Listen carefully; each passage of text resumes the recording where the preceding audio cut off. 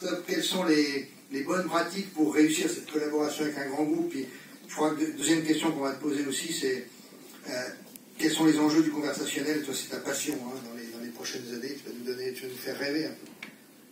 Bonjour à tous. Tout à fait. D'abord, pour partager aussi notre expérience de la collaboration start-up à grand groupe, il est indispensable de noter d'abord la confiance, parce que sans confiance, effectivement, on ne fait aucun projet.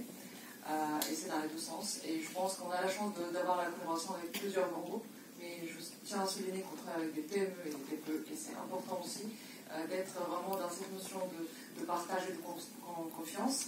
Donc le partage, c'est le deuxième mot-clé, puisque tout à fait normalement, nous, on ne peut pas intervenir et faire notre métier en tant qu'expert dans un domaine précis technologique sans votre partage de votre expertise métier. Donc c'est pour ça que c'est important que dans l'innovation, vous êtes ouvert à me partager votre expertise et vos préoccupations et besoins. Et peut-être le troisième, c'est vraiment, troisième mot-clé sur la réussite d'un tel partenariat, c'est justement être en tant que partenaire égaux, c'est-à-dire que moi je vais faire la démarche de partager mon expertise technologique, vous êtes effectivement dans un partage égal de vos besoins ou même d'accompagnement concrètement à chercher des solutions concrètes. Sur l'interface vocale, sur le conversationnel, c'est ta passion. Je souhaite que tu enchaînes directement. Alors, effectivement, pour ceux qui ne connaissent pas Qualys, en fait, c'est un éditeur de solutions conversationnelles. C'est vraiment notre expertise très pointue. Et sur l'IA, effectivement, il y a plusieurs typologies d'IA, et vous le savez tous.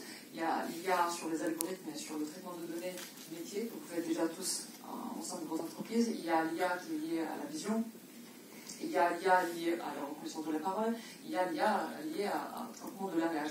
Et cette IA qui est liée au langage, elle est très spécifique, très complexe. Donc nous, on est spécialisé là-dedans. Et on a d'autres produits. Donc d'une part, une plateforme grâce à laquelle on fabrique des robots conversationnels très simplement, sans aucune compétence technique.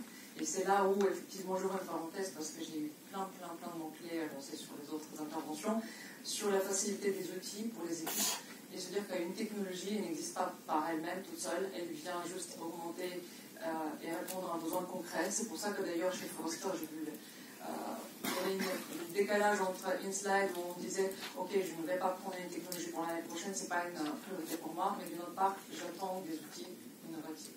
Donc comment on fait cohabiter tout ça? C'est-à-dire que nous, en tant qu'éditeur, on met en place des outils qui sont simples et qui paraissent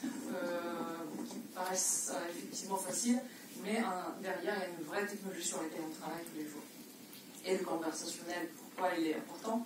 Parce que c'est une vraie interface du futur et d'aujourd'hui.